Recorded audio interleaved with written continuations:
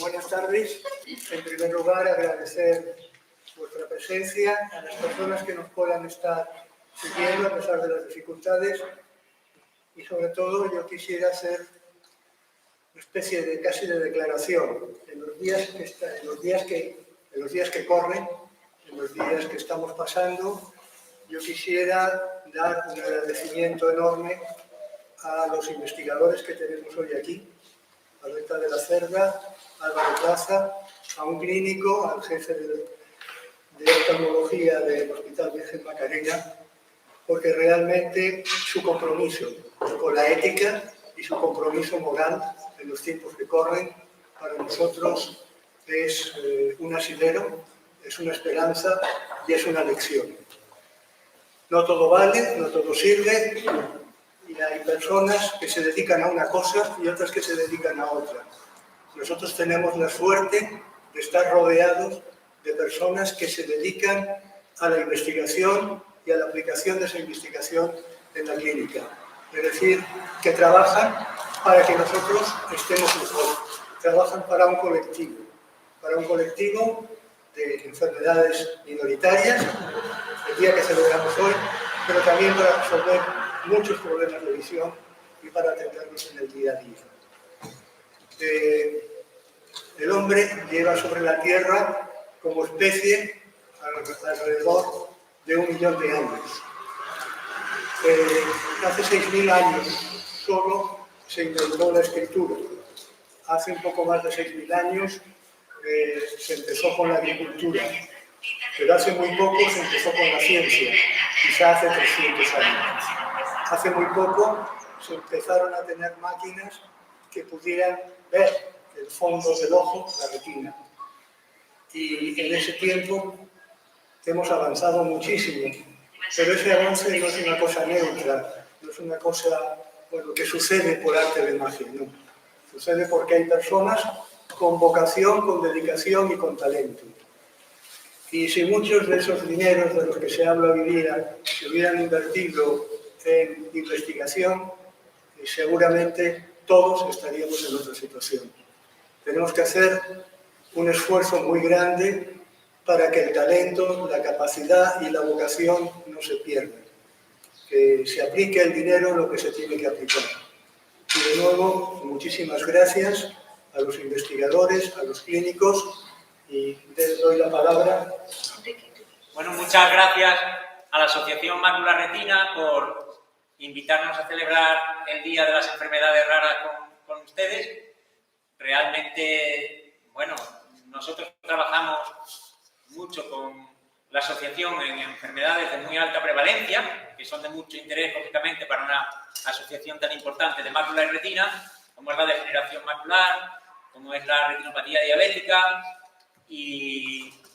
pero siempre han mantenido un interés grande en las enfermedades raras, enfermedades minoritarias que también ocupan un lugar muy importante en nuestro hospital, que es un centro de referencia para enfermedades raras oculares de Andalucía. Un poco las palabras de Jacinto me han hecho recordar a mi maestro, el profesor Pastor Jimeno, catedrático de la Universidad de Valladolid, que siempre decía que si trabajas en un hospital universitario tienes que tener un compromiso con la investigación clínica y apoyar a los investigadores. O sea, que no estamos haciendo nada, Jacinto, que sea extraordinario, estamos haciendo lo que es la misión de los médicos de un hospital universitario. Bueno, nosotros desde hace muchos años trabajamos con Cabimed y hoy, pues, dos de sus investigadores más destacados nos van a contar pues un proyecto. La verdad es que nosotros simplemente lo que hemos hecho es pedir voluntarios, pacientes con enfermedades Stargardt, y un poco ellos han dado muestras de sangre, ¿de acuerdo? Y a través del biobanco del hospital nosotros le hemos proporcionado a su laboratorio y ellos pretenden hacer un proyecto pues ambiciosísimo, de edición génica y bioimpresión aplicadas a la reparación de una retina artificial para la enfermedad de Stargardt. Entonces, la enfermedad de Stargardt, ¿por qué? La enfermedad de Stargardt es una enfermedad importantísima, es una enfermedad rara que genera un daño muy grande a personas jóvenes. Es rara pero no tanto, es decir, hay muchas personas afectadas, pero además es un modelo excelente por sus similitudes con otras enfermedades como la degeneración macular asociada a la edad de las personas ya un poco más veteranas, que es la principal causa de pérdida de visión en España. Entonces, yo la verdad, como colaborador de este proyecto, pues quiero deciros que tengo un gran interés de escuchar lo que nos van a contar porque lo escuchamos en primicia, yo todavía tampoco sé los resultados. Así que nada, muchas gracias.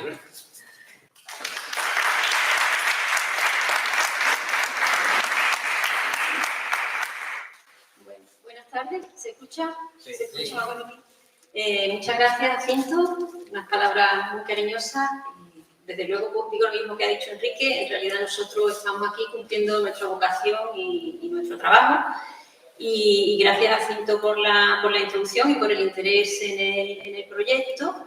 Es un proyecto que está recién empezando, realmente todavía más que nada lo que vamos a contar es nuestra idea, lo que estamos empezando a hacer. El proyecto lleva en desarrollo pues menos de un año y vamos a contaros un poco, me interrumpís si necesitáis cualquier aclaración porque, bueno, yo voy a intentar explicarlo de una manera menos técnica, pero hay cosas que es un poco difícil, nosotros estamos acostumbrados también a hablar de una manera, entonces si tenéis cualquier duda o cualquier pregunta me interrumpís y yo trato de explicarlo de la misma manera. Bueno, lo primero, Enrique ya ha comentado el título, es un título un poco técnico, estamos utilizando unas técnicas muy novedosas que son la edición génica y la bioimpresión para intentar construir una retina artificial. Y esa retina queremos que nos sirva de modelo para poder estudiar la enfermedad y para poder también estudiar posibles tratamientos, para poder hacer los ensayos preclínicos que se necesitan para avanzar en los tratamientos. Bueno, en esta primera diapositiva simplemente comentar que tanto Álvaro Plaza como yo somos investigadores en el grupo de generación de la retina del Centro de Investigación CABIMED. CABIMED es un centro que se encuentra en la isla de la Cartuja y dentro hay pues, grupos de investigación que se dedican a distintos temas. Nosotros somos el único grupo que se dedica a enfermedades de la retina y colaboramos muy activamente desde hace muchos años, tanto con la Asociación Mácula Retina como con el grupo de oftalmología que dirige el doctor Enrique de la Cruz. Bueno, ya ha habido una breve introducción del tema de las enfermedades raras, pero bueno, es el tema que nos ocupa hoy, hoy estamos aquí por ese motivo y bueno, traigo en esta primera diapositiva pues a la Federación Española de Enfermedades Raras, de la cual he tomado esta información muy general sobre el impacto y el por qué es interesante estudiar enfermedades raras. Son enfermedades que afectan a pocas personas, por tanto, eso causa que haya veces que falte información, que falten tratamientos, pero cada enfermedad rara afecta a pocas personas, pero como hay muchas enfermedades raras, al final afectan a muchas personas. De hecho, ahí hay algunos números, como que, por ejemplo, en España son 3 millones de personas afectadas por alguna enfermedad rara. En cuanto a sus características, pues suelen tener un comienzo temprano, algunas causan dolor y otras son un peligro para la vida de las personas que las sufren y en un tercio de los casos producen discapacidad, como puede ser una discapacidad motora o una discapacidad visual, por ejemplo, en el caso de las enfermedades raras que afectan a la vista. ¿Cuáles son los principales problemas de las enfermedades raras? Pues tienen un diagnóstico complicado, muchas veces demorado, precisamente porque al ser raras pues cuesta trabajo encontrar a los especialistas o incluso los centros que tienen los medios y el conocimiento para identificar esas enfermedades y en algunos casos ese diagnóstico demorado lo que lleva es un agravamiento de la condición. Aparte del diagnóstico, que en sí es complicado, en muchos casos, aquí en la página de FEDER comenta que es el 42% de los casos son enfermedades que no tienen tratamiento. Centrándonos ya un poco en la enfermedad que nos ocupa hoy, que es la enfermedad de Stargardt, bueno, pues como ha dicho Enrique, uno de los temas importantes es que afecta a personas muy jóvenes. En muchos casos son niños, adolescentes o personas que están, pues eso, en la primera juventud, cuando empiezan a mostrar síntomas de discapacidad visual, que comienzan como una enfermedad macular, con pues dificultad de adaptarse a la oscuridad, una visión borrosa. Es verdad que incluso en los casos más avanzados se suele conservar una visión periférica, pero esto, pues como una discapacidad de la mácula, pues lleva a un problema de visión importante. El diagnóstico, pues lo realizan los oftalmólogos, pues con todas sus herramientas, las herramientas habituales, ¿no? Tienen un fondo de ojo característico y se hacen todos estos estudios. Y es muy importante en este tipo de enfermedades que son de origen genético el test genético, porque el conocer la causa genética de la enfermedad es interesante, pues, por ejemplo, para poder inscribirse en un ensayo clínico o para tener una idea un poquito más clara sobre cómo va a ir avanzando esa condición a lo largo de la vida de esa persona. Pero en este caso, al igual que en otras enfermedades que hemos comentado, pues no hay tratamiento. No existe a día de hoy un tratamiento efectivo para la enfermedad de Stargardt. Sí existen medidas preventivas que son muy parecidas a las que se recomiendan, pues, para la degeneración macular asociada a la edad, ¿no? Pues evitar la luz intensa, no fumar, o sea, llevar una vida sana dentro de lo posible para preservar a las células de la retina y seguir unas visitas regulares con el médico, con el oftalmólogo.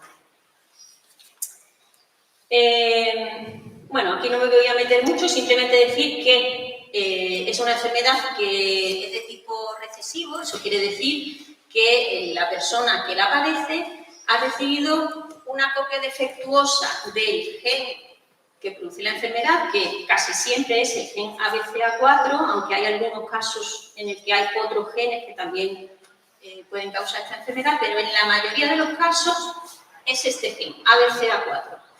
Y para que se produzca la enfermedad, el paciente ha recibido una copia estropeada, digamos, una copia del gen que no funciona bien o no funciona en absoluto de su padre y otra que también le ocurre lo mismo de su madre. ¿Qué ocurre cuando no hay una función adecuada de este gen ABCA4? Pues que la proteína que produce el gen, que tiene una función determinada en las células de la retina, pues no hace su trabajo como debería. En este caso concreto, el gen ABCA4 lo que produce en una célula sana es un transportador, una proteína que se dedica a transportar. Se encuentra en la membrana de la célula y ayuda a transportar una serie de sustancias de un lado a otro. Cuando ese transportador no hace su trabajo, ¿qué es lo que ocurre? Lo que ocurre es que se acumulan una serie de sustancias y esa acumulación llega a tener un efecto tóxico. Se acumula un pigmento en el epitelio pigmentario de la retina, que son unas células muy importantes para mantener con vida a los fotorreceptores. Eso sí, me imagino que más o menos todos sabréis, ¿no? Los fotorreceptores son las células con las que vemos, pero para que esas células con las que vemos funcionen, necesitan a otras células que, digamos, las cuidan, mantienen el equilibrio en el que los fotorreceptores funcionan, y en este caso, pues muy importante para la vida y para el funcionamiento de los fotorreceptores es el epitelio pigmentario de la retina. Bueno, pues este epitelio se ve dañado por una acumulación de lípidos que se produce en esta enfermedad y empieza a degenerar, empieza a dejar de hacer correctamente su función y eso termina llevando al deterioro de los fotorreceptores y a la pérdida de visión. ¿Por qué traigo esto aquí? Porque una de las cosas que nosotros como investigadores necesitamos para pensar en tratamiento de una enfermedad es conocer cómo ocurre, cuál es el mecanismo para poder buscar dianas terapéuticas, ¿no? Entonces, gracias a que se sabe esto sobre qué es lo que hace el gen ABCA4, qué es lo que no ocurre, no funciona bien cuando existe esa mutación, pues se puede pensar en una serie de posibles tratamientos. Y eso es lo que a día de hoy se está probando en distintos ensayos clínicos, ¿no? Pues se están intentando mejorar la limpieza dentro de las células, inhibir la formación de esos acúmulos tóxicos. Otros ensayos clínicos son de terapia génica para intentar dar una copia funcional a las células que tienen las dos copias del gen no funcionales, y también terapia con células madre, que serviría para sustituir las células que no funcionan por células que sí funcionan. Todo esto no son tratamientos que estén ahora mismo disponibles para la clínica, pero son tratamientos que se están ensayando en distintos ensayos clínicos. Aquí,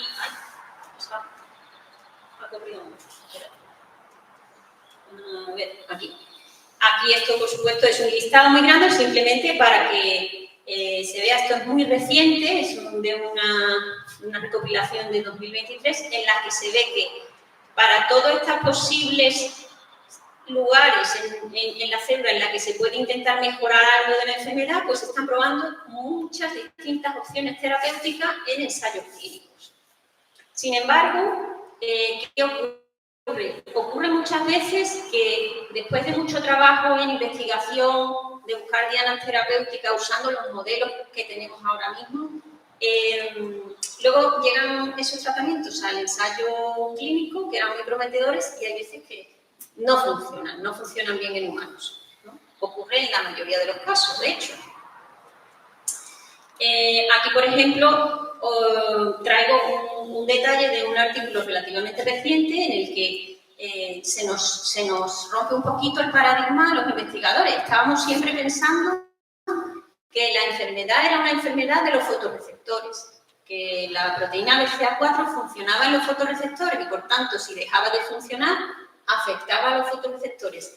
Y ahora unos investigadores empiezan a trabajar con el epitelio pigmentario sin fotorreceptores y descubren que también el fallo de la proteína BCA4 también produce un fallo en el funcionamiento del epitelio pigmentario aislado.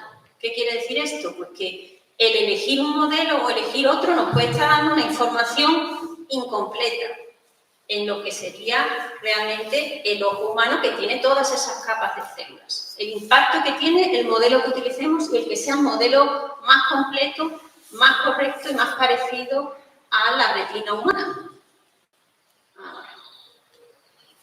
Entonces, simplemente os voy a dar una visión un poco general de los modelos que se han estado usando hasta ahora, que se siguen utilizando en los laboratorios como el nuestro para estudiar la enfermedad y para intentar ensayar tratamientos. Y voy a comentar un poco las debilidades o las limitaciones que tienen estos modelos, que es el motivo por el cual nosotros hemos querido dar un paso más y queremos construir un modelo mejor que sea más útil para el trabajo preclínico y para que las cosas lleguen a la clínica con más facilidad. Entonces, aquí pues el modelo clásico son los animales de laboratorio. Hay muchos animales de laboratorio que han sido utilísimos para entender las enfermedades de la retina, para entender, por ejemplo, la enfermedad de Stargardt, pues modelos de ratón, sobre todo, animales transgénicos, pero tienen unas diferencias anatómicas y fisiológicas con respecto al ser humano que hacen que no podamos trasladar directamente la información de un ratón a una persona. Como se dice muchas veces, tú ves un artículo en el que cura una enfermedad en un ratón. Ah, ya sabemos curar este cáncer en el ratón, o sabemos curar este tipo de ceguera en el ratón, pero luego donde nos interesa curarlo en verdad es en el paciente humano, ¿no? Pues esto mismo es lo que vengo a traer aquí en esta diapositiva. Los ratones, por ejemplo, la mayoría, grandísima mayoría, quitando algún tipo de primate, no tienen mácula. Entonces, van a ser un modelo, pues, no tan bueno para estudiar enfermedades que afecten a la mácula. Luego tenemos unos modelos que a mí me gustan mucho. Yo trabajo con esto también desde, bueno, con ratones trabajé ya menos, pero yo trabajo con modelos celulares obtenidos de pacientes y de controles sanos. ¿Qué pasa? Que tú obtienes, a partir de una célula de un paciente, un cultivo, por ejemplo, en este caso se está viendo en cámara rápida cómo se genera un cultivo de epitelio pigmentario de la retina de un paciente. Esas células tienen la información genética de ese paciente y van a ser muy parecidas en muchos aspectos a nivel interno, a nivel molecular, pero le falta la interacción con las otras células. Una célula no está aislada. En la retina tienes, por ejemplo, este tipo celular y pegado arriba están los fotorreceptores, y es muy importante para la mayoría de las enfermedades esa interacción. ¿Qué ocurre entre el epitelio y los fotorreceptores? Si solamente tenemos este tipo celular, pues hay muchas cosas que nos estamos perdiendo. Luego falta, por ejemplo, también pues, los vasos sanguíneos, que son tan importantes, por ejemplo, en algunos tipos de degeneración macular, ¿no? Los vasos sanguíneos que producen el edema, que producen multitud de condiciones adversas para la retina. Entonces, bueno, son demasiado simples, ¿no?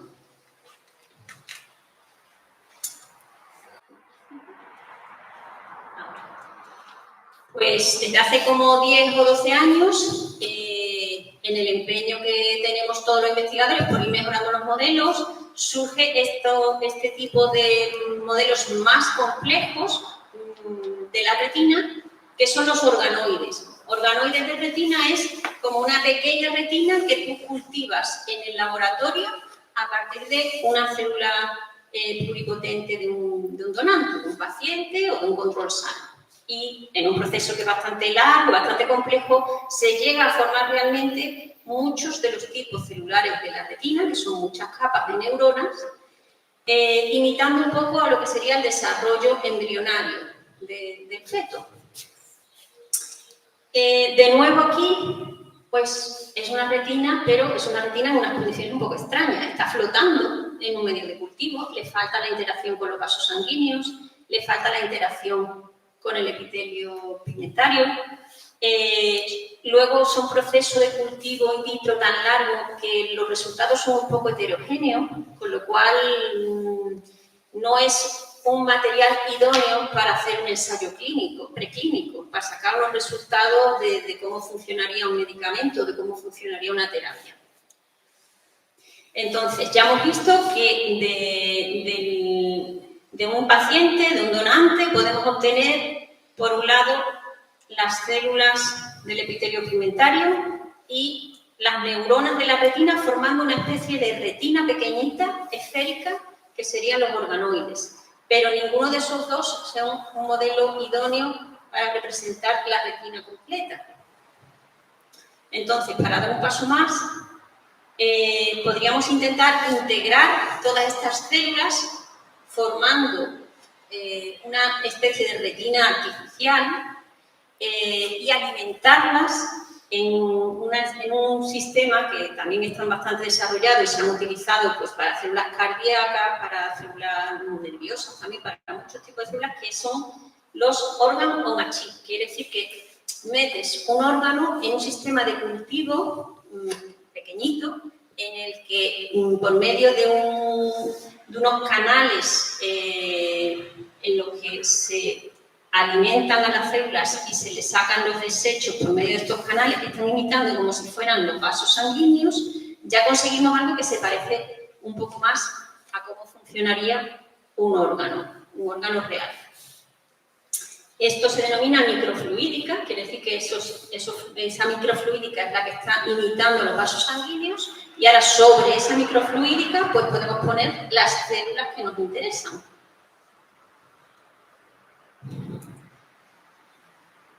¿Qué nos encontramos? Tenemos esa idea, pero ahora nos encontramos los problemas. Estos problemas son los que queremos nosotros solucionar, son nuestros objetivos en este proyecto. Son todas las dificultades que tenemos que resolver. Por un lado, si queremos seleccionar de ese organoide, vamos a poner, por ejemplo, solamente los fotorreceptores. Es decir, quiero seleccionar los fotorreceptores porque voy a poner el epitelio pigmentario y ahora encima le voy a poner los fotorreceptores. Y luego le voy a poner otras capas, pero lo que quiero que esté justo encima no es una mezcla de células, tienen que ser solo los fotorreceptores.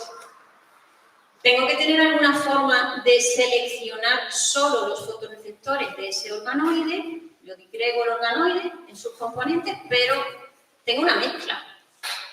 ¿Cómo lo selecciono? Pues a día de hoy no tengo una herramienta para poderlo seleccionar. No hay ninguna cosa, ninguna tecnología de laboratorio que a mí me indique esta célula es un fotorreceptor y esta no lo es. Luego, los protocolos de diferenciación que nos permiten llegar desde la célula pluripotente hasta el epitelio pigmentario o los fotorreceptores son larguísimos. Larguísimos, estamos hablando de que para el epitelio pigmentario son 90 días, pero para los fotorreceptores y el resto de las células del organoide son 200 días.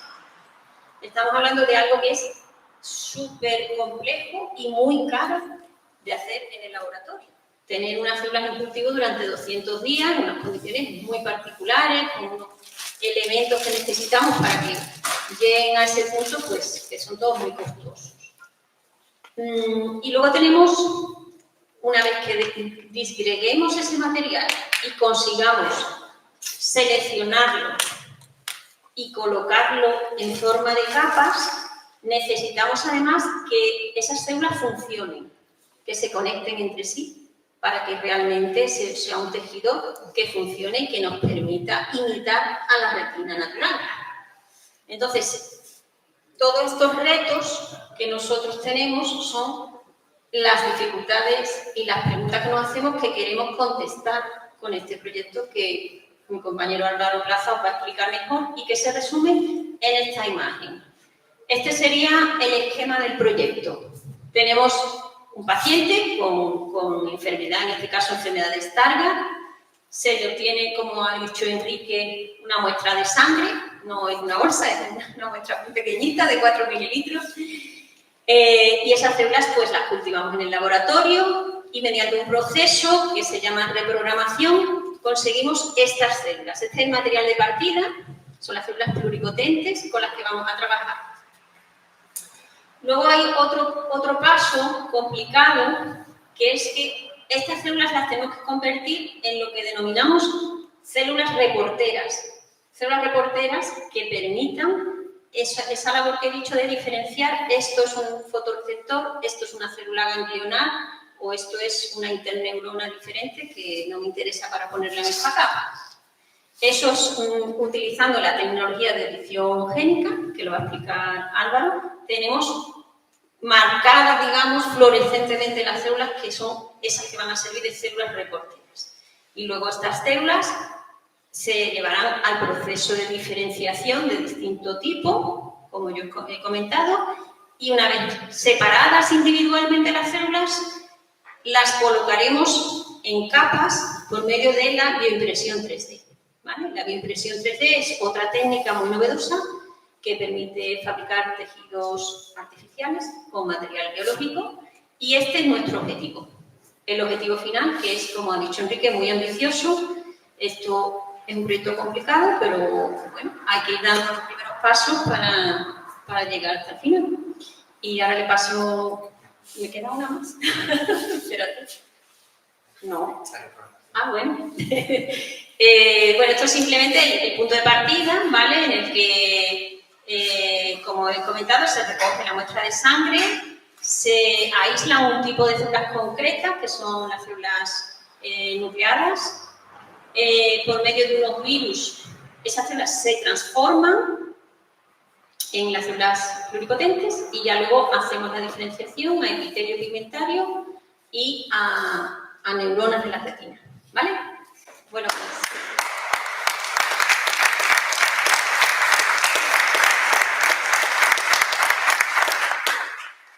Bueno, muchas gracias. Yo soy Álvaro y también tengo que agradecer a Jacinto por invitarme, darme la oportunidad de presentaros nuestro proyecto. Como bien ha dicho mi compañera Berta y Enrique, es un proyecto que está empezando, aunque lleve un año, eso en el lenguaje científico se traduce como un proyecto que está todavía empezando y es un proyecto muy ambicioso. Ahora yo voy a entrar en la parte a explicaros un poco más la complejidad técnica para que entendáis qué es lo que hay detrás de toda esta producción de una retina artificial. Pues bien, vamos a ir parte por parte intentando solventar estos escollos que ha mencionado mi compañera Berta, que son los objetivos principales de nuestro proyecto. El primer escollo que encontramos a la hora de poder fabricar una retina artificial o incluso cualquier otro tipo de órgano artificial es encontrar la manera de seleccionar específicamente las células que queremos poner en el tejido, porque cuando hacemos estos procesos de diferenciación a partir de células madre, no solo vamos a tener fotorreceptores, no solo vamos a tener epitelio pigmentario de la retina, vamos a tener muchos tipos celulares, todos mezclados. Entonces, esos tipos celulares pueden estar interfiriendo a la hora de montar un modelo con relevancia clínica. Tenemos que encontrar esa manera de seleccionarlos de una manera limpia, por así decirlo. Entonces, ¿cómo podemos hacer esto? Pues lo hacemos con una técnica que se conoce como CRISPR-Cas. Es una técnica de edición genética, más comúnmente conocida como tijeras génicas.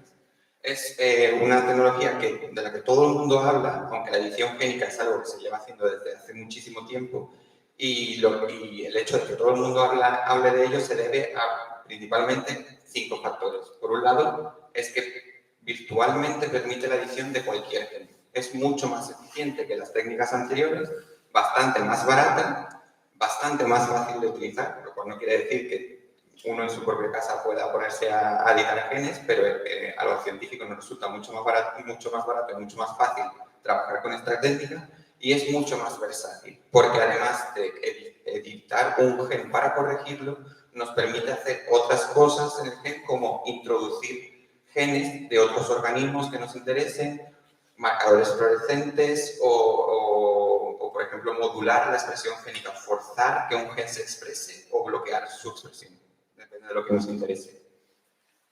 Este sistema CRISPR o tijeras génicas está formado por 2 componentes. Una proteína, la que está aquí dibujada en azul, que sería la tijera en sí, que es la que realiza el corte en un sitio preciso del ADN que queramos nosotros, y una guía, que es una molécula de ARN que simplemente actúa como unas coordenadas para esta proteína para decirle qué sitio del genoma queremos editar. Una vez provocado el corte en el genoma, en ese sitio tan específico que queríamos mandar la tijera, es cuando se realiza la edición génica en sí. Y es que la edición génica en sí no la realiza la tijera solo hace el corte. La edición génica la realizan nuestras células con un mecanismo que se conoce como reparación del ADN, porque en nuestro ADN no puede haber jamás este tipo de roturas. Si existen este tipo de roturas, la célula moriría. Entonces nuestras células, en cuanto ven este tipo de corte, intentan repararlo por 2 mecanismos fundamentalmente. Por un lado tenemos un mecanismo que se llama unión de extremos no homólogos, que lo que hace la célula es meter nucleótidos al azar, de tal manera que finalmente la mayoría de las veces lo que se provoca es que el gen se interrumpe y esa proteína deja de funcionar.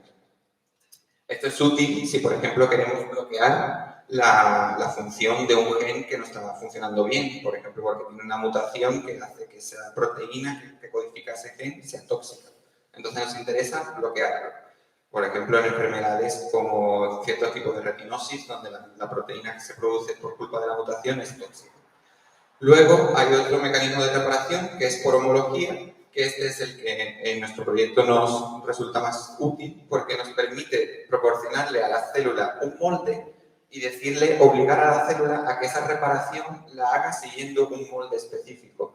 Al proporcionarle este molde, en el molde podemos insertarle un gen, por ejemplo, de fluorescencia. Si queremos decirle que los fotorreceptores queremos que sean fluorescentes en verdes, para poderlos seleccionar más tarde. Y es que esto es una técnica que además de permitir marcar las células, nos permite incluso editar o corregir una mutación patogénica directamente en el organismo. O sea, la aplicación más famosa de esta tecnología es la corrección de mutaciones que provocan una enfermedad. Este sería un ejemplo en el mundo de la retina, en el campo de la retina. lo que se hace es que, como ha dicho mi compañera Berta, se extraen, para un paciente que tuviera una retinopatía degenerativa, se extraería una muestra de sangre, se aislarían estas células específicas, que son PBMCs, se reprograman a células madre o iPS, y estas células se corrigen utilizando la tecnología CRISPR y se les corrige el gen que está defectuoso. Una vez que las células tienen su gen defectuoso corregido, se diferencian a las células de la retina y se vuelven a trasplantar en el paciente. Esto sería un ejemplo clásico de cómo utilizar la tecnología de edición génica, pero como ya he dicho, nuestro objetivo aquí no es curar la enfermedad en el paciente, sino crear un modelo perfecto de la enfermedad que podamos utilizar para probar fármacos. Entonces, lo que nos interesa es algo más parecido a esto. Sería marcar con fluorescencia las células de interés de la retina. Esto creo que está fallando.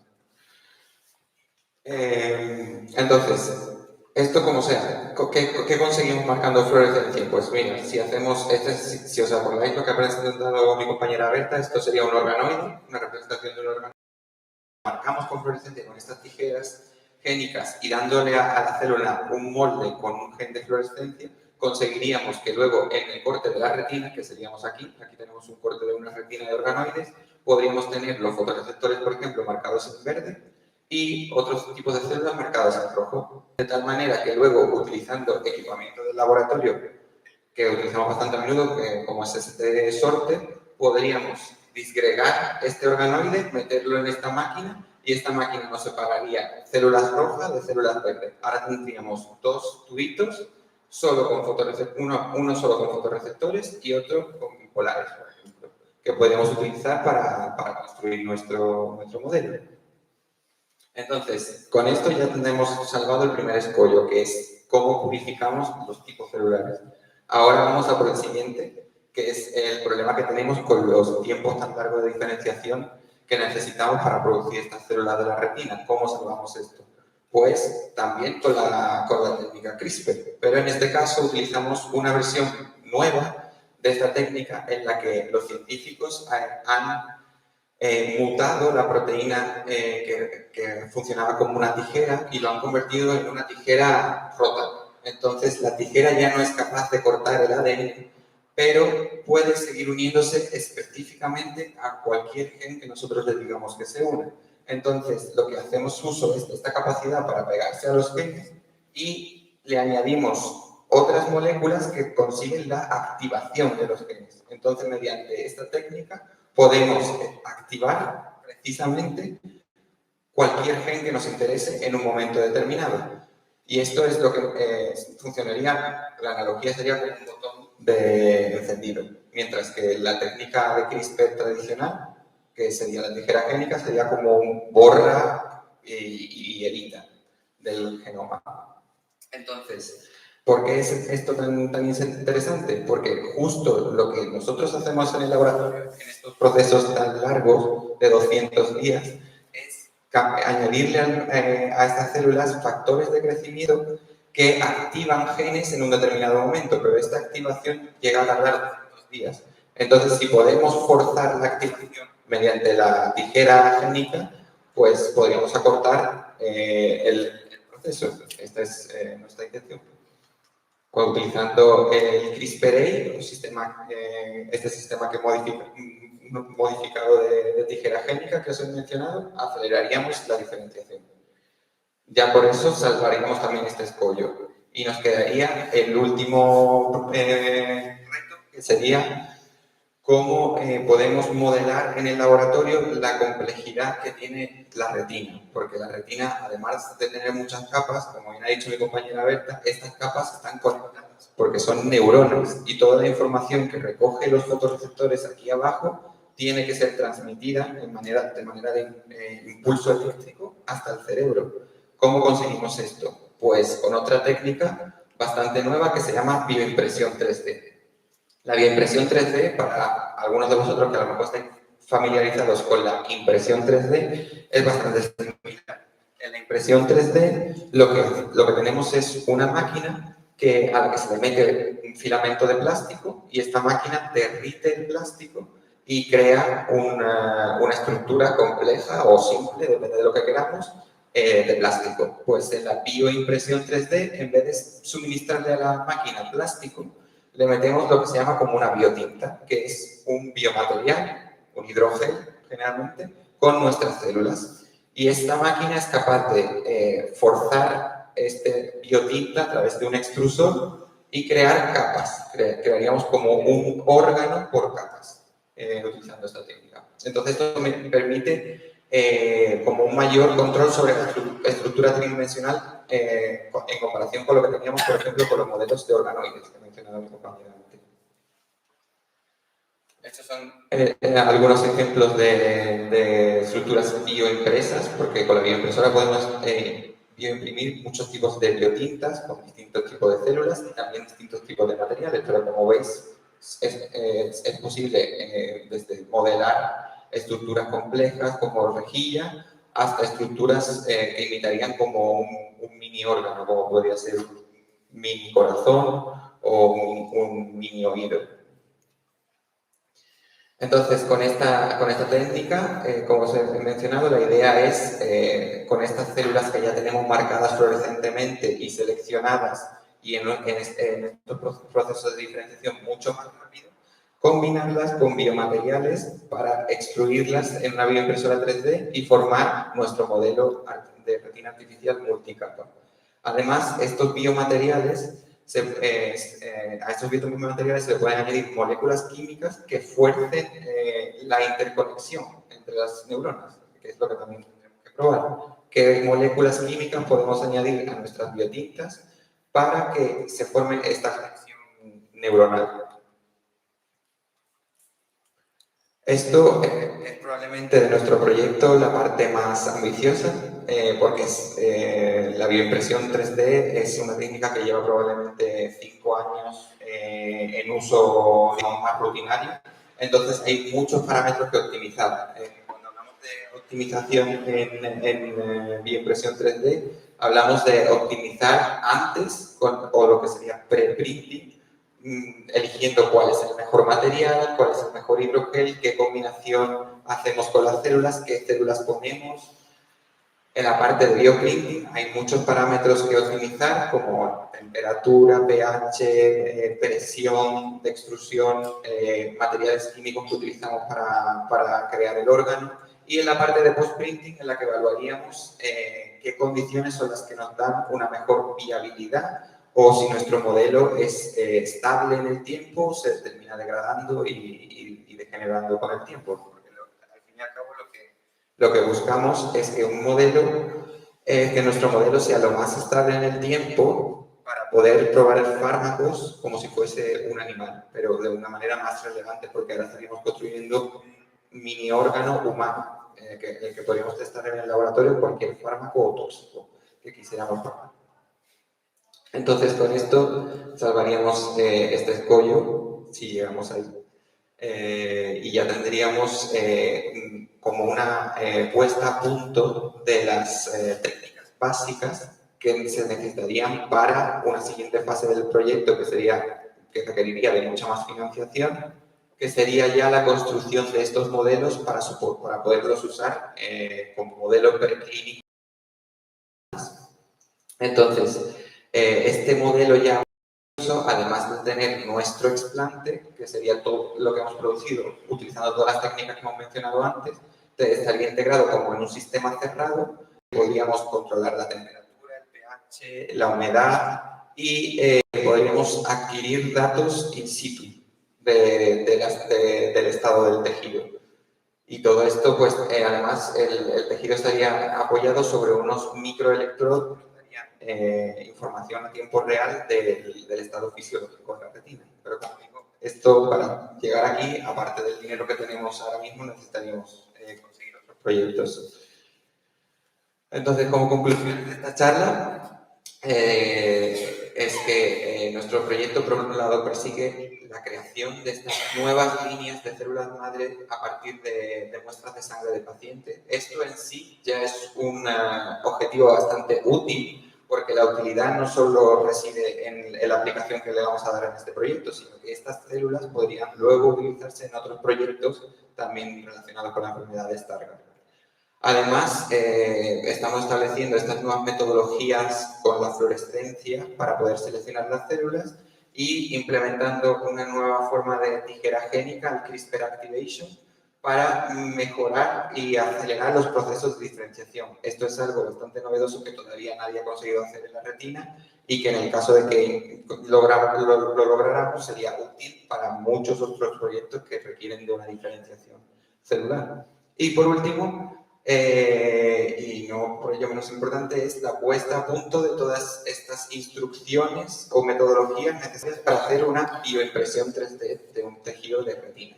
Hoy en día ya hay gente que bioimprime piel, por ejemplo, y se está utilizando esta piel bioimpresa en pacientes quemados. Nuestra idea es que podamos hacer algo similar, pero con tejido de la retina en un futuro no muy lejano. Y con eso acabo la charla. Mi compañera Berta, Enrique y yo estamos encantados de contestar cualquier pregunta que tengáis. Y simplemente agradecer de nuevo a Jacinto y a la Asociación Vascular Retina por la invitación. Al Hospital Virgen Macarena, en la unidad de oftalmología, por su apoyo y por conseguirnos todos las muestras de pacientes. También tenemos colaboradores en Italia, una empresa que también trabaja con bioprinting y nuestra fuente de financiación, que tenemos financiación europea, nacional y regional. Muchas gracias.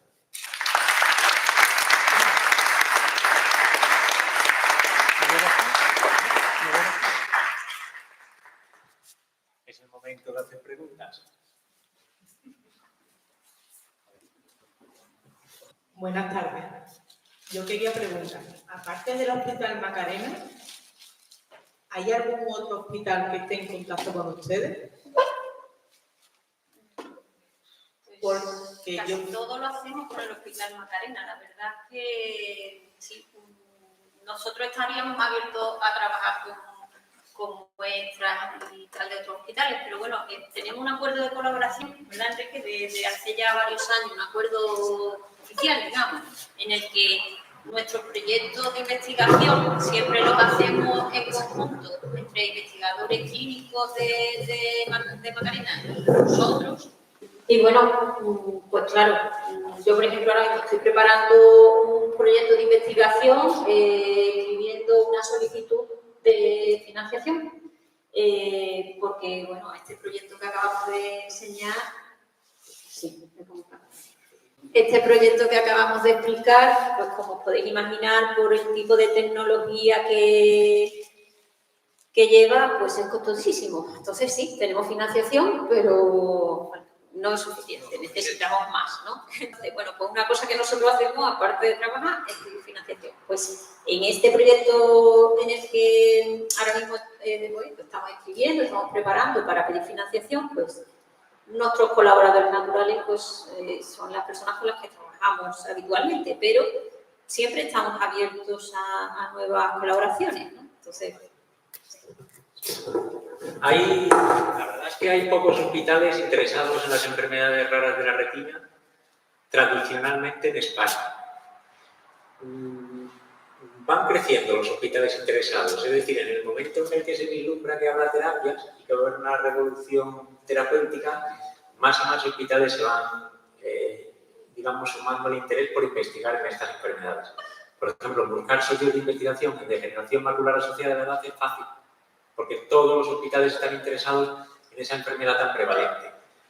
Bueno, por ejemplo, les interesa en el Belviche San Claudio de Deo, les interesa en el 12 de Madrid, en el 12 de octubre, o muy tradicionalmente en Valladolid. Y sí que estamos haciendo, ¿verdad?, con la Universidad o con un centro de Granada y también con Cabimet, algún proyecto específico con esos centros. Pero realmente en España hay pocos hospitales que les interese las enfermedades raras y en el Macarena, pues no me preguntéis por qué, pero llevamos 10 años metidos en el lío y somos de los que más. Pero es verdad que creo que en los próximos años va a haber muchos más centros interesados. La clínica de la Ruzafa se está interesando, ahí en Córdoba. Pronto habrá más. gracias. Una pregunta ahí, cámara.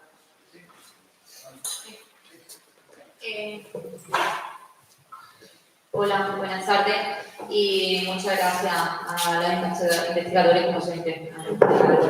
Quería formular varias preguntas, ha estado súper interesante y bastante complejo para nosotros, por lo menos para mí, muchos de los conceptos, pero sí que es cierto que me ha llevado a preguntarme, en todo el proceso que habéis explicado, en las fases de la edición de los genes. Habéis dicho que de alguna manera podéis hacer que se expresen o no se expresen ciertos genes. Por tanto, me pregunto si esto se podría usar a la hora de nuestra descendencia, para que nuestros genes podamos de alguna manera en el futuro hacer que se expresen o no se expresen ese gen que tenemos deteriorado, ¿no? En mi caso es que no suplementaria, pero sé que en la sala de descarga, aunque me consta que estoy haciendo el análisis de varias patologías, incluida esa.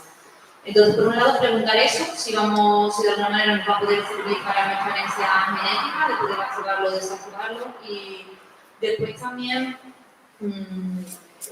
bueno, el escollo importante de la fase final, de cómo conectar a nivel neurológico estos implantes, supongo que también tendrá que ver a la hora de otro proyecto para hacer un trasplante de estos organollos que estáis creando, que no es el caso, que sé que el que estáis creando ahora, el que habéis expuesto, es para probar fármacos, pero supongo que lo más complejo de hacer un trasplante, ya que lo habéis creado, ¿no? O sea, que vais a conseguir crear, lo que me parece fascinante, pues el poder hacer ese trasplante el día de mañana. Preguntar por ahí cómo pensáis solventar ese escollo. Y ya por último, la tercera pregunta es en relación a qué fármacos, si es que ya no sé si esto es algo que estáis investigando vosotros o existen otras personas que están trabajando en la investigación de esos fármacos que vaya a probar posteriormente en el órgano. Muchas gracias. Vale. Esto que dices de si se podría corregir a priori un gen para evitar que pasara a tu descendencia, la respuesta rápida es sí. O sea, esto es algo que la comunidad científica, cuando empezó la revolución de esta nueva técnica de edición génica, provocó mucho revuelo, porque lo primero que se pensó fue automáticamente en corregir estas mutaciones a nivel embrionario y que tú pudieras ir a una clínica de fertilidad a priori, seleccionar un embrión, hacerle esta corrección génica y que tu hijo no sufriera la misma enfermedad que tú tienes. Bien, esto provocó mucho revuelo porque la técnica, como digo, es una técnica que lleva relativamente poco, lleva utilizándose en el laboratorio como mucho 12 años, y en la clínica estamos empezando ahora a ver los resultados de los primeros ensayos clínicos en células de la sangre. Al ser una técnica tan reciente, sabemos la parte buena de lo que hace, pero hay mucho de la parte mala o efectos negativos que todavía no controlamos y que todavía hay que mejorar mucho. Por lo tanto, hacer esa mutación o corregir una mutación en un embrión que va a dar lugar a un niño o una niña, puede ser un arma de doble filo, porque si esa corrección lleva consigo también unos efectos secundarios que todavía no tenemos controlados, ese niño o niña puede tener en el futuro también problemas. Entonces, la respuesta rápida es sí. Yo creo que llegará un momento en el que la técnica avance tanto que podamos llegar a ese punto en el que tú puedas corregir a nivel de tu línea germinal esas mutaciones y que esas mutaciones no se hereden. Pero no todas también, te digo, porque muchas de estas enfermedades son multifactoriales. Sabemos que hay genes o un gen que está implicado en la enfermedad, pero no es la única respuesta a la enfermedad. También hay factores ambientales y relaciones con otros genes que es muy difícil controlar. Incluso hay genes que sabemos que una determinada mutación puede provocar una enfermedad, pero que corregirlo, aunque tú pienses que te está evitando tener la enfermedad, te puede estar aumentando tu riesgo para otra enfermedad. Es que la función de muchos genes todavía es hasta cierto punto desconocida. Eso creo que es una respuesta. Yo solamente quería... A ver, ¿suena? Sí. Apuntando un poco lo que ha comentado Álvaro, es verdad que el tema de modificar algo en unas células que van a dar lugar a una persona es muy arriesgado, pero sí esta tecnología evidentemente se está ya planteando como una herramienta terapéutica para ser utilizada en personas adultas. O sea, eso también, los que trabajamos con esto en el día a día y vemos las dificultades que tiene y los efectos secundarios que puede tener, le vemos sus riesgos, pero es verdad que eso sí ya se va a convertir en una realidad para algunos casos de enfermedades que se deben a mutaciones en un solo gen, en un tejido muy concreto y que sea más o menos accesible, como puede ser el caso del ojo. Entonces, las terapias de edición génica para algunas enfermedades de este tipo sí es algo que va a estar más cerca de ser una realidad y que tiene por lo menos un rango de seguridad un poquito más aceptable que lo que sería trabajar sobre un embrión. Sí. Pero no te exime de que sea del nacimiento de una persona con una determinada mutación. Luego, la segunda pregunta, si no recuerdo mal, era el trasplante. Muy buena pregunta también. Y es exactamente relevante para lo que nosotros hacemos, porque toda esta información que nosotros traigamos de este proyecto sobre qué moléculas y qué condiciones mejoran la conectividad sináptica o neuronal del tejido podrán ser luego trasladadas a un trasplante, a un contexto de un trasplante en un paciente. Todo lo que nosotros vamos a hacer, lo vamos a hacer a nivel de laboratorio, pero toda esa información que se extraiga puede ser utilizada en un futuro trasplante. Y es uno de los problemas principales que se encuentran las personas que trabajan con trasplantes de tejido creado en el laboratorio. Es cómo se integra ese trasplante en el individuo una vez que lo recibe. Una pregunta.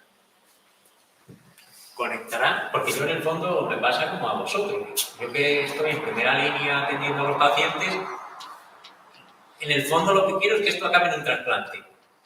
Pero yo creo que lo preguntaba Tamara. ¿Van a conectar las células que vosotros, de vuestro tejido, que estoy seguro que lo tendremos pronto, con el resto de neuronas, con las vías ópticas del sujeto al que se lo trasplantemos?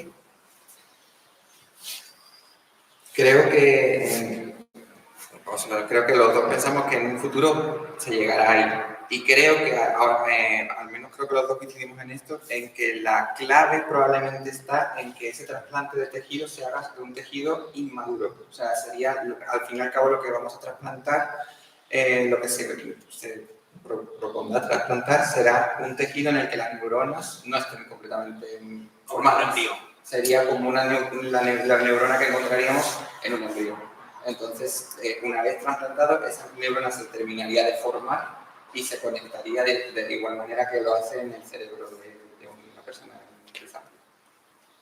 Yo no quiero quitar al público las preguntas, pero es que se me ocurren muchas cosas.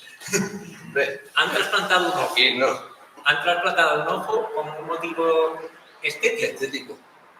Pero ¿seremos nosotros capaces de hacer una retina mejor que un ojo trasplantado si luego somos capaces de hacer que conecten de alguna manera? ¿Podría servir eso como...? Porque yo sé que hay muchísimas dudas sobre ese trasplante, pero yo lo que pienso es, ¿seremos capaces luego con alguna tecnología de hacer que ese nervio óptico del paciente donante contacte con el receptor o del cadáver donante? Yo pienso que, como decía Álvaro antes, todos nosotros trabajamos añadiendo un poquito sobre el trabajo que ha hecho alguien anteriormente. Incluso aunque la finalidad no sea la misma, pero de todas estas experiencias, como esto que tú estás diciendo, se puede sacar información.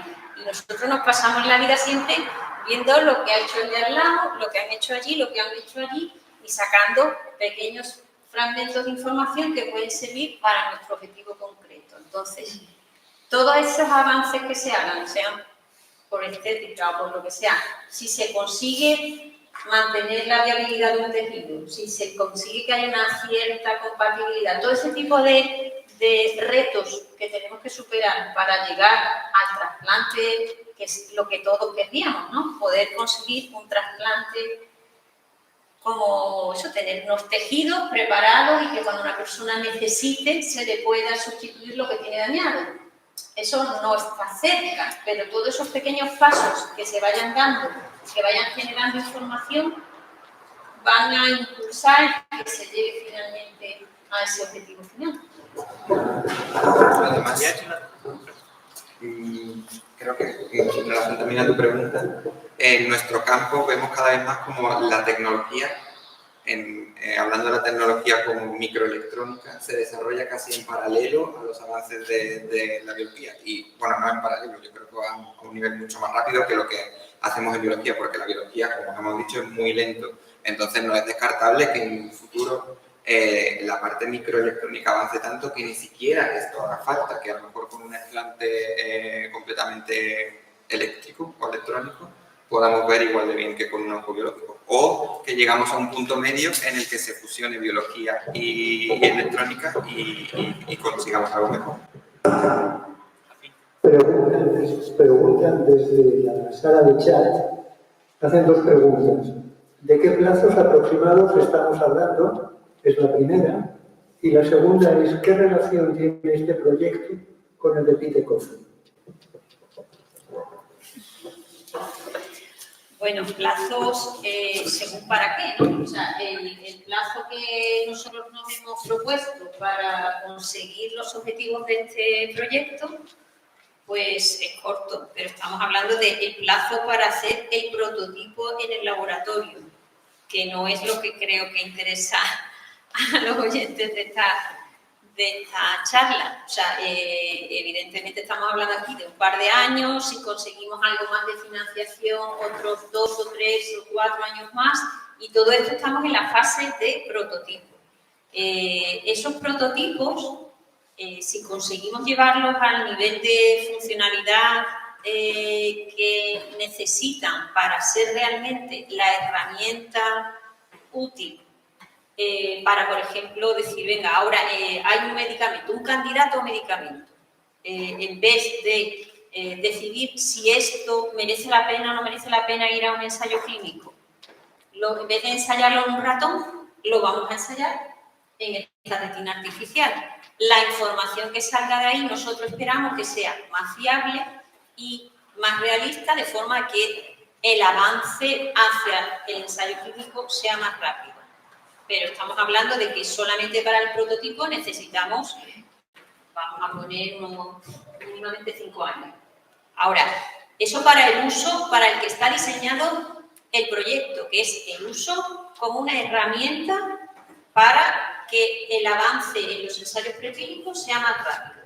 Pues nosotros, por ejemplo, en este proyecto no solamente tenemos previsto hacer un ensayo de toxicidad, un ensayo de medicamentos, también queremos usarlo para ensayar el rechazo de un trasplante. O sea, cogemos esa retina artificial que está hecha con células humanas, que tienen un determinado perfil, y ahora al final ya del proyecto vamos a ponerlas en contacto con unas células de la sangre compatibles y con unas células de la sangre no compatibles con esa retina artificial. Y vamos a ver si en ese modelo somos capaces de estudiar también el rechazo a los trasplantes. Entonces, todo, como decíamos, todo esto son pasos que al final, evidentemente, nuestro objetivo, digamos, soñado es llegar al trasplante, es decir, a tener la retina artificial que sea trasplantable, pero ese no es el objetivo de este proyecto en concreto. Este proyecto sería un paso más que habría que dar, y cuando tenga éxito y se funciona, pues habrá que seguir. Y en algún momento, en un siguiente o en el siguiente, el objetivo ya sí sería, si vamos solventando todos estos problemas, decir, venga, pues ahora sí, ahora ya el objetivo es tener un tejido trasplantable. Pero para eso estamos hablando de mínimo 10 años, no creo que menos. Esa era la primera, ¿no? Ya la segunda no me acuerdo. Sí, bueno, pues mira, un poco lo he comentado antes. El proyecto de Bitcoffee es un proyecto que está más cercano a la práctica clínica, porque es un proyecto que está ya destinado al trasplante de un tipo de células concreto, son las células de las que estaba hablando antes del epitelio pigmentario de la retina, y ya se han hecho esos ensayos que permiten determinar que es algo seguro para ponerse en el ojo de un receptor y que algo puede tener un beneficio a la hora de recuperar incluso la visión en personas que no tengan perdidos los fotorreceptores completamente. Entonces, esto es muy importante porque estos ensayos y estas primeras pruebas de trasplante, digamos, más simples, más sencillas, en las que se trasplanta solamente un tipo celular, en este caso el epitelio pigmentario de la retina, es la base, o es el primer escalón en el que tenemos que llegar. Tenemos que tener claro que eso sirve, que funciona, que se puede hacer, que tiene beneficios, antes de dar el siguiente paso. El siguiente paso ya sería poner el epitelio más los fotorreceptores. O sea, es como otro paso de complejidad que evidentemente todos vemos que es necesario porque hay muchas personas que no se podrán beneficiar si solamente se les trasplanta el epitelio porque ya tienen una degeneración a lo mejor lo suficientemente avanzada como para que no sean candidatos a beneficiarse de ese trasplante, pero la relación es clarísima, es absolutamente necesario dar esos primeros pasos para poder seguir después dando el segundo, el tercero y llegar al objetivo final. Sí, pero yo quiero ya hacer una puntualización. Estos trasplantes de epitelio pigmentario de la retina que ya han hecho en el Reino Unido, que como dice Berta, vamos a aprender muchísimo de ellos, son para algunas enfermedades en las que el daño está en el epitelio pigmentario de la retina y el resto de la retina se mantiene bien. Es mucho más difícil, por ejemplo, ya cuando tenemos que solucionar enfermedades de fotorreceptores o que están dañados los fotorreceptores, como es, por ejemplo, en la retinosis pigmentosa. Eso será un segundo paso, es decir, que el avance en el Reino Unido va a servir para algunos tipos de pacientes y luego nos van a abrir o nos va a dar enseñanzas para ir avanzando en otros, porque es que, digamos, que la forma de enfermar y las células dañadas en unas enfermedades y otras difieren mucho, es decir, que aquí va a haber que hacer, todo va a ir paso a paso. Más preguntas, desde la sala o desde internet. Y hay una cosa que me ha gustado, que aunque sea lejano, pero sí ven el trasplante posible. Gente que está trabajando en eso directamente. Y eso ya me he quedado contento. ¿Más cosas por ahí? ¿Este tipo de ensayo sirve también para la degeneración macular? ¿Este tipo de ensayo sirve también para la degeneración macular?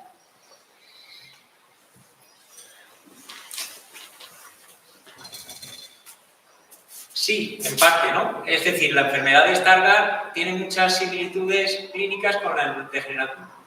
Algunas diferencias también, pero es como una forma juvenil de degeneración macular y en este caso producida por un daño de un gen. O sea que yo creo que sí que puede servir. Por ejemplo, ahí sí que se gusta más lo que han hecho los ingleses, que estábamos hablando. Para la degeneración macular seca, probablemente los trasplantes como hacen los ingleses, siempre y cuando los fotorreceptores no estén muertos todavía, puede ser una versión muchísimo más sencilla. Por cierto que el grupo del Cabimer también trabaja mucho y ha avanzado mucho y nosotros, yo he operado cerdos con la doctora Relimpio, con células procedentes del laboratorio del Cabimer y salió bien. Y un poco el otro día nos lamentábamos de que los británicos cuando llegan a esos puntos tienen un apoyo tremendo para que pase a los pacientes a ensayo clínico y en España te quedas ahí atrancado, ¿cómo le llaman los investigadores? El Valle de la Muerte o algo así, que no hay manera de llevar ese avance que tenían tan bueno a ensayo clínico, pero bueno, o sea que yo creo que sí que tiene que ver, aunque la degeneración macular en muchas formas va a tener una solución más sencilla que esto que estamos hablando. De hecho,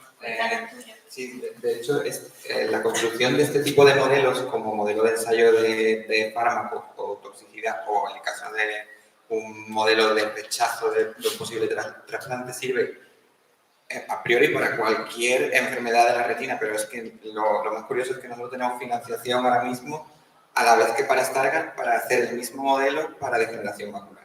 O sea, ahora mismo, de hecho, el dinero que paga mi contrato, que viene de la Unión Europea, es utilizar estas mismas técnicas para construir un modelo de degeneración macular. Y el dinero que nos viene de la Junta de Andalucía es para Stargardt.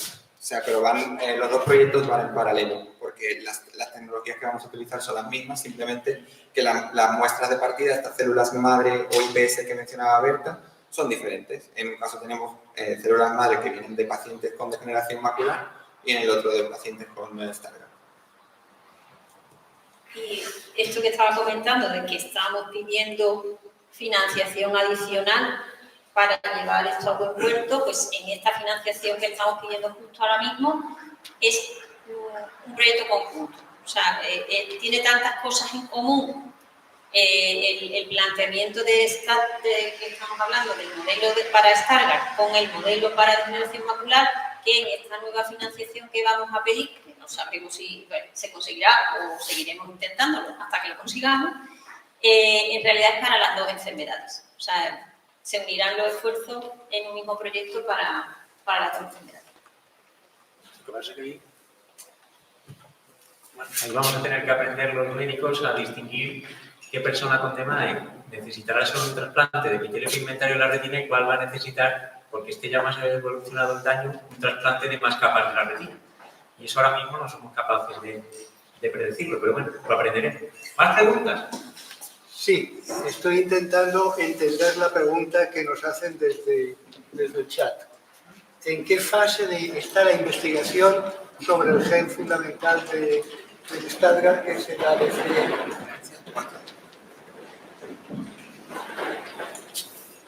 Bueno, pues un poco como lo que yo había comentado al principio de la charla, sobre el gen ABCA4 se conocen muchas cosas porque hace muchos años ya que se identificó como causa principal de la enfermedad de Stargardt y el mecanismo por el cual produce el daño cuando no funciona correctamente está bastante bien establecido, pero como comentaba un poco al final de esta explicación sobre el mecanismo, no dejamos nunca de aprender y de repente, pues todos los investigadores convencidos durante años de que el gen ABCA4 tiene ese mecanismo clarísimo de que no se transportan bien las cosas, se acumulan los productos tóxicos y termina haciendo el daño de tal y cual manera, siempre pensando en los fotorreceptores y de repente hace 2 años pues unos investigadores se ponen a estudiar el epitelio pigmentario y resulta que el gen ABCA4 también tiene un papel parece muy relevante en el funcionamiento y en la salud del epitelio pigmentario, incluso cuando está aislado de los fotorreceptores. Entonces, eso es algo que nosotros nos estamos encontrando. Nosotros trabajamos en distintos proyectos, ¿no? La verdad es que es demasiado, pero bueno. Y nos lo estamos encontrando cada vez más. O sea, que hay una serie de paradigmas que si miras un poco en detalle, al final dices, no, esto hay que seguir mirándolo. O sea, tenemos otro proyecto que también un poco le ha pasado lo mismo. Un gen concreto que desde hace muchos años se pensaba que solamente tenía un papel sobre los fotorreceptores. Y nosotros nos ponemos a estudiar y tenemos ya ese estudio bastante avanzado y encontramos que claramente ese gen está afectando al epitelio pigmentario. ¿Qué pasa? Que al final tú piensas que la persona que tiene una mutación y que tiene un problema de visión, si solamente lo enfocas en arreglar algo en los fotorreceptores, a lo mejor te estás equivocando. Por ejemplo, la terapia génica. Diriges un vehículo a corregir la mutación en los fotorreceptores, llevar el gen con la corrección a los fotorreceptores. Ya resulta que es que esa mutación también está afectando al epitelio pigmentario. Algo vas a solucionar, pero a lo mejor estamos siendo un poco cortos a la hora de plantear la terapia.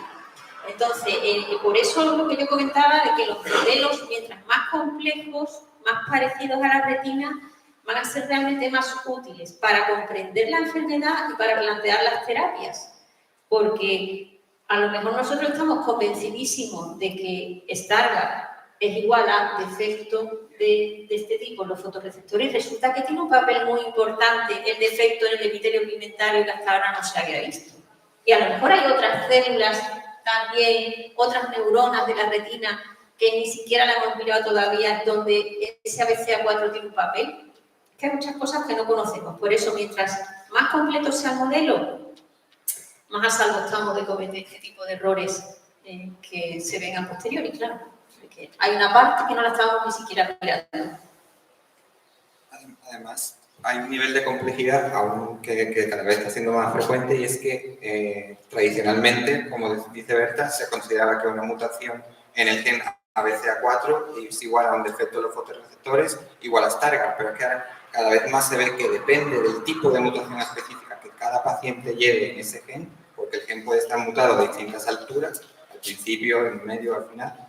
No siempre va a estar afectada al mismo tipo celular. Hay pacientes con una mutación a lo mejor al principio de la proteína que solo tienen afectados los fotorreceptores, o pacientes con una mutación en el medio en el que se afecta ambos fotorreceptores y epitelio pigmentario. Entonces, aunque este nivel de complejidad asuste un poco, creo que al final lo que nos dice es que poco a poco vamos a ir hacia un campo más de medicina personalizada, porque no basta con saber que un paciente tiene un gen defectuoso, sino qué tipo de defecto tiene para entender qué tipo de tratamiento va a necesitar.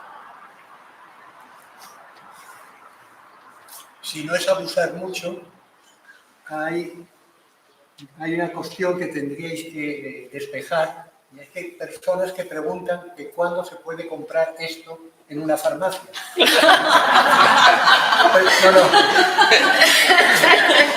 Dos.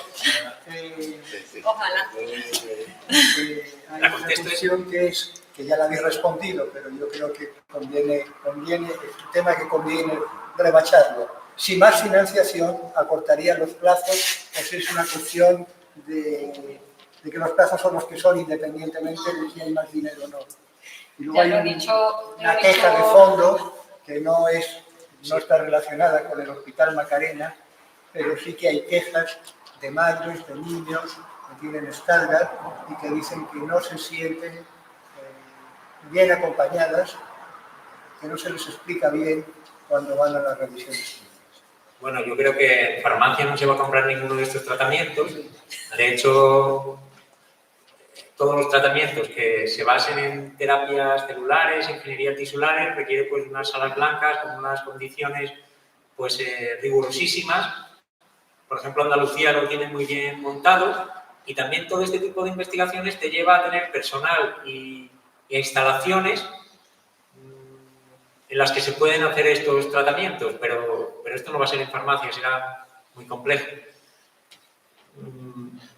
Se va a tardar tiempo, por lo que estamos viendo, aunque plazos yo no me atrevo a decirlo, porque en esta vida va todo acelerado. Es decir, vemos unos avances y estamos hablando además de terapias biológicas, ¿no? Y lo que decía muy bien Álvaro es que no estamos hablando de las tecnológicas, que nosotros tres las entendemos peores, pero que eso seguramente van a volar. ¿Qué otra pregunta? Es un tema que me importa muchísimo, el de, claro, yo siempre he llevado una consulta de retina médica, quirúrgica, y cuando empecé hace unos años con el tema de las enfermedades raras, pues empiezas a tener enfermos a los que no puedes ni intentar tratarles, no hay opción. Entonces, realmente te das cuenta pues que los oftalmólogos, que tenemos una especialidad de muchísimo éxito, es decir, operas cataratas y la gente suele quedar bien, hay excepciones, pero suelen quedar muy bien. Cirugía cataratas es muy difícil aprenderla, pero luego cuando la aprendemos la hacemos tan bien que tiene muy buen resultado. O los que operan miopía y todos los defectos refractivos siempre es muy exitoso. Entonces, te das cuenta que no hemos sido entrenados para tratar con una enfermedad no curable y dar malas noticias.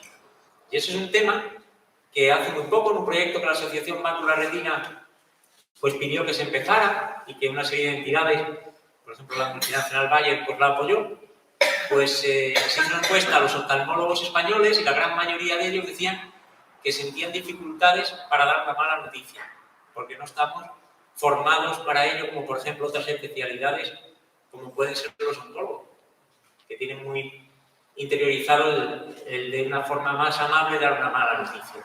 Entonces ha sido una especie de, ¿verdad? Estamos trabajando en pues que se proporcione esa formación a los oftalmólogos españoles para afrontar que se dé una mala noticia. Yo creo que también las enfermedades, las unidades referenciales, pues cuanto más dominas una patología, más tratas con pacientes de ese tipo, aprende, bueno, yo no sé si lo hago bien o mal, pero desde luego lo hago mejor que el dar las malas noticias o el dar la información mejor que hace unos años. No sé si he respondido. Pero vamos, yo creo que esas madres que... La verdad es que las enfermedades raras se pasa por, ¿verdad? Aquí hay mucha gente que lo ha tenido por una especie de, ¿cómo le llaman? La odisea diagnóstica, ¿no? Y de muchos años.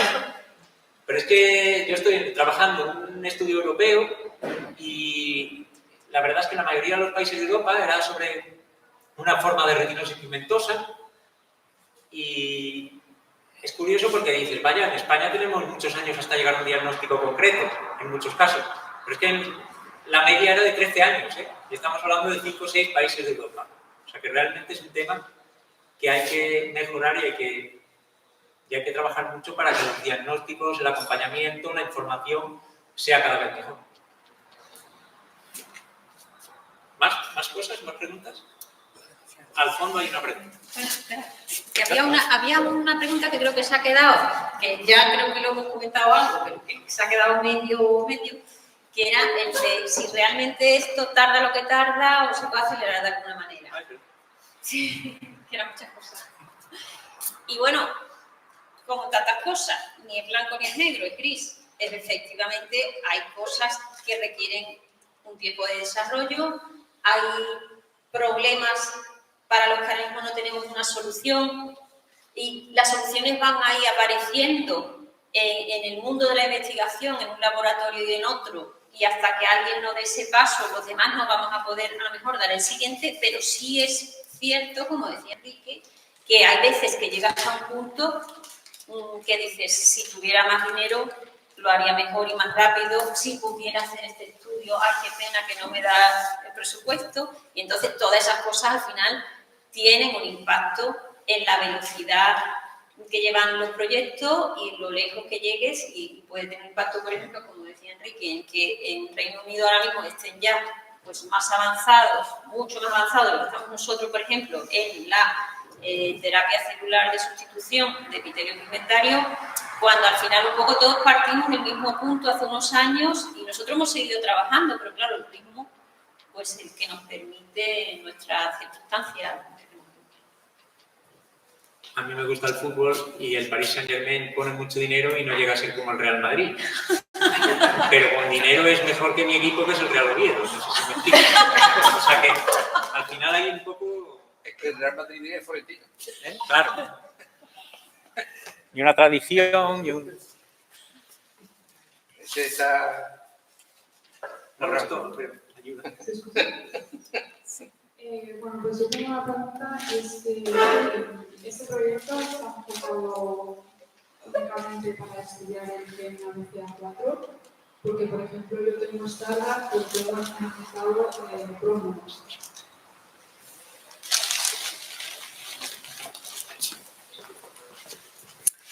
Pues sí, la verdad es que todas las muestras de pacientes que hemos recogido hasta ahora son de ABCA4. La verdad es que en este caso, incluso dentro de que es una enfermedad rara, lo lógico es que tengas tienes que tener unas muestras que de alguna manera tengan cosas en común para poder sacar unos resultados en los que tú te creas las conclusiones a las que llegas. Entonces, en este proyecto en concreto de Stargardt, pues por lo menos que el gen afectado sea el mismo, unas cuantas muestras de pacientes que sean mujeres, otras cuantas en las que los pacientes sean hombres, de forma que las variables no sean tantas y podamos sacar unas conclusiones que nosotros mismos nos las creamos de los estudios que hagamos con esas muestras. Si metiéramos en este estudio también muestras en las que el gen afectado fuera, por ejemplo, el PROC1, esa variable nos haría difícil creernos que si encontramos unas diferencias será por el gen, será por la muestra particular que es esta persona. Entonces, eso requeriría pues, otro planteamiento, otro estudio, Pero lo que sí es cierto es que este proyecto, en definitiva, es una especie de prueba de concepto. Si nosotros conseguimos unas condiciones en las que desde un donante sano o con enfermedad se produzcan unas células, las podamos seleccionar, o sea, disgregar, seleccionar, construir esa retina y luego esa retina nos sirva como modelo de estudio, eso luego es aplicable en realidad a cualquier tipo de célula con cualquier tipo de mutación, simplemente tienes que variar el material de partida.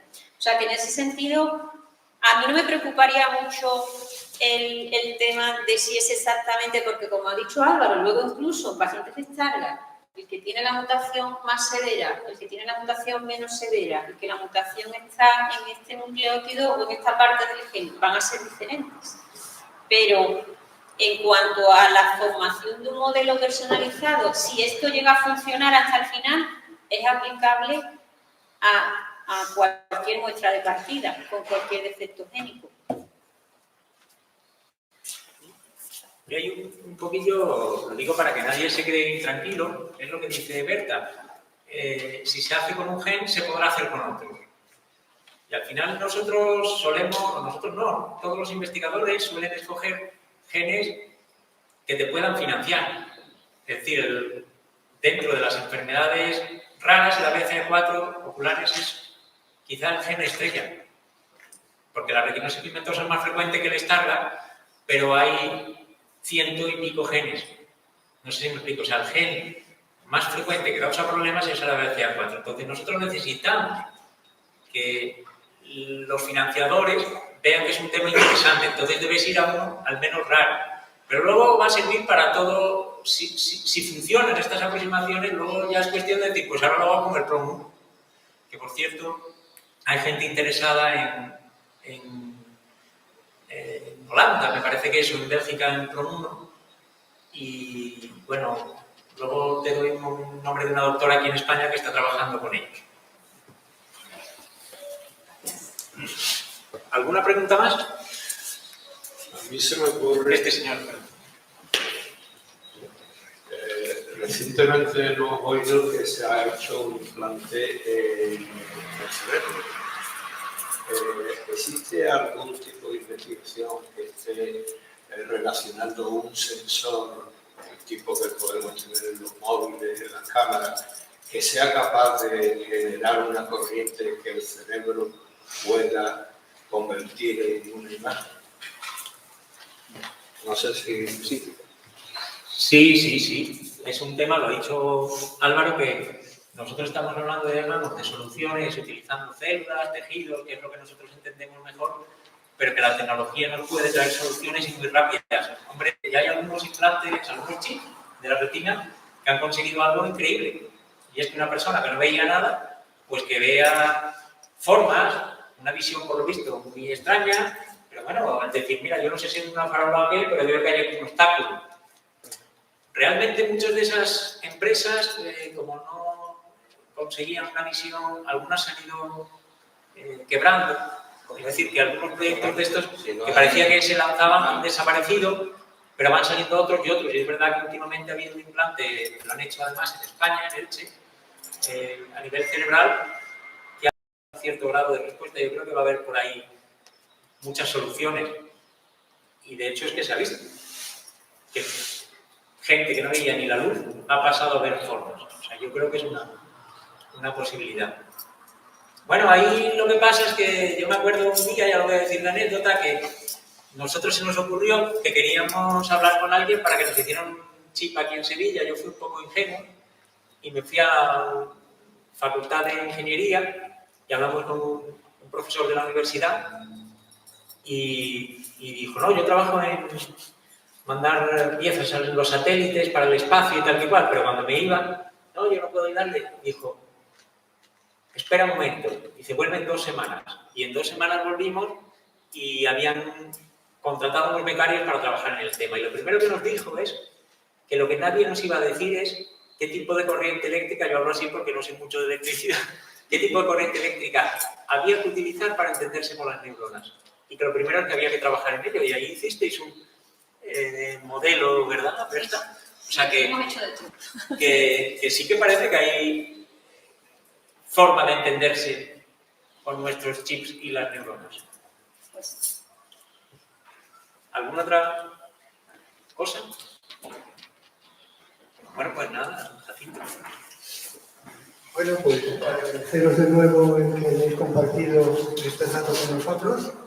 Yo creo que todo el mundo sale muy satisfecho. Podemos que a pesar de las dificultades, nos disculpamos por las dificultades técnicas que ha habido y ha habido, digamos, participación por parte de las personas, han planteado preguntas. Yo creo que iniciamos una era de poner en contacto a personas afectadas con clínicos, con investigadores. Vamos a hacer otro tipo de actividades y yo espero que podamos contar con todos vosotros y con más personas de aquí en adelante. Y por supuesto que el reto que ha quedado ahí en el aire, pero que es cierto, que si hay más inversión, si hay más recursos, algunas cosas se pueden resolver antes, que nosotros vamos a poner todos los medios como asociación para que así sea. Y en ese sentido, pues pedimos la colaboración de todas las personas. Es decir, cuanto más fuerte, cuantos más asociados tengamos, más fuerza podremos hacer y más cosas conseguiremos. Que son cosas que van en beneficio de todos nosotros o de nuestros familiares. Así que os invitamos a seguir participando, a colaborar y apoyarnos, que nosotros toda esa fuerza la revertiremos en que ellos tengan mejores medios para poder hacer su trabajo. Muchas gracias.